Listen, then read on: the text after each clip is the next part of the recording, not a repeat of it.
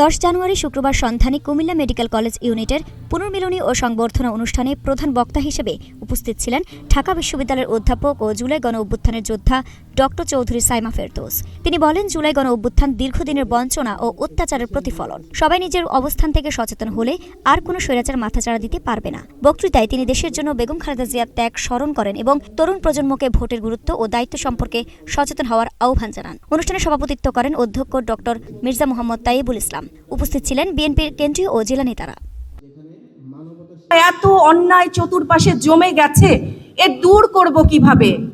বাস্তব সত্য হলো, কখনো আমার একার পক্ষে পুরো জাতিকে পরিবর্তন সম্ভব না। আজকে যদি আমরা যে যার জায়গা থেকে পেশাদারিত্ব দেখাই, আমরা যদি যে যার জায়গা থেকে নিজের দায়িত্ব বুঝে নেই, আমাদের এই বাংলাদেশ ঘুরে দাঁড়াতে বাধ্য হবে।